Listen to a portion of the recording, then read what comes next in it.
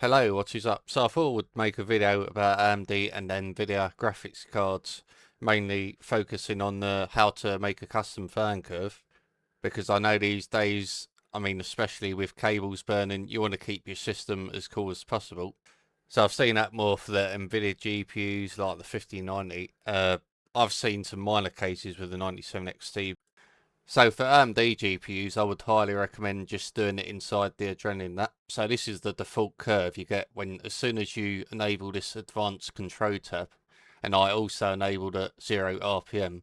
But that's been working completely fine for me. Again, for example, a 7900 XCX would make your system hotter. So for me, I'm actually doing the undervote anyway. So I'm doing a -30 to -25. If you're finding issues on, say, -30, just knock it down by 5, and that should fix it. That's what I found in games, some other games like First Ascendant, because I was getting an issue when I enabled machine learning frame gen. So I think it was stressing the GPU out more and it wanted more power.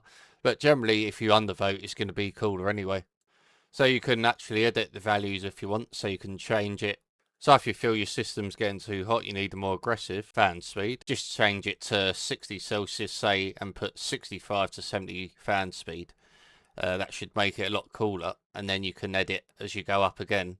So at 75 Celsius, just put it to 80 fan speed or 79. It depends also.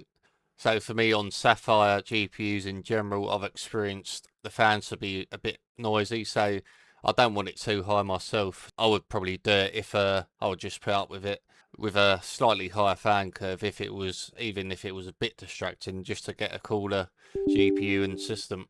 But that's it for really for AMD GPUs. Or you can use it.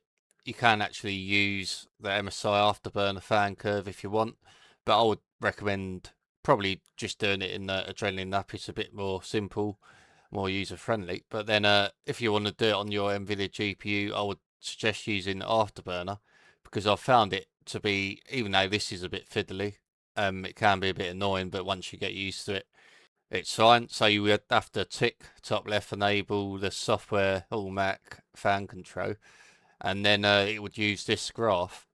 So for my 5090, I wanted to get the temps down a bit more because it does run hot, even though it's mainly between 60C and 70C. In Alan Wake 2, I did see it go to 70C if I enabled DLAA actually. So I did want it lower, and so it depends on the game. But I thought if I do a custom fan curve, a more aggressive one, that could only benefit me long term. So yeah, definitely it's actually reduced my temperatures by 15 Celsius to 10 Celsius. So that is definitely, I would highly recommend this, especially for a 5090. Obviously other Nvidia GPUs. So for a 5090, I've done 70% fan speed at 60 Celsius, and I've done 60% at 50 Celsius. Because I do overclock this 5090, although it's not an aggressive one, it will get slightly hotter. But just by doing this, it's been an absolute game changer. It's definitely reduced my temps nicely. So you would also need to enable the GPU fan speed in monitoring. And once you apply it in here, it will actually, bottom right, the afterburner image there, it will show the fan speed is at 40. So it depends what you set it to. So this is just an example. So it will set, but you want to enable the GPU fan speed just to make sure it's working in game, and then this will show you the fan speed, and you want to obviously enable your GPU temperature. But I'm going to show you anyway. I'm just going to load up a game briefly, and then so you can check that what you actually input in that fan curve is working. So yeah, it's definitely something I've looked into. I've been running this on my 5090 for a couple of weeks now, and it's definitely, after looking at a few games, it is definitely a lot better. I mean, the fan curve built into the hardware with the GPU, it does a decent enough job, but definitely I was thinking, yeah, I do want it lower on the 5090, because you've seen a lot of them have issues with that 12 power cable actually burning up. But yeah, I'm not going to guarantee this will stop it, but I do believe just keeping your system as cool as possible, keeping your GPU even cooler using the custom fan curve, would be of a great benefit to everyone. So that's why I've done this video. So I think it's always logical to just actually do your own custom fan curve, especially with your system fans and all that. It's one of the first things I'll do. I'll go into BIOS, I'll set my own system fan curve, obviously the CPU and all that. So yeah, it's definitely something I've always done. And I found it to be, I mean, for the mid-range GPUs, lower end, you would probably be fine. But definitely for the hotter GPUs, it's probably more ideal to do what I'm doing. So after setting the GPU fan speed in Afterburner, now we've got the percentage, and you can see the GPU temperature. So mine just doesn't really get hot at all. I mean, I'm lucky if I get to 50 a lot of the time. It depends on the game. Say it's between 40 Celsius and 50 Celsius, really.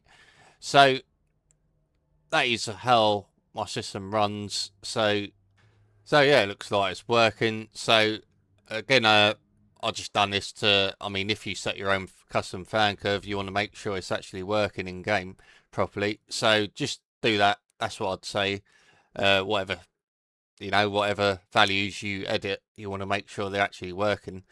So I've done that for my 5090, and I was pretty happy with it. I was really happy with it actually. So yeah, as I said, I would recommend 10% more with a fan speed at each temperature. So if it's 70 Celsius, just put it to 80% fan speed and see how you go with that. And that definitely reduced the temperature on my 5090 when I'm actually in even the more intensive games. So that's it for me. Thanks for watching, and I'll see you in the next one.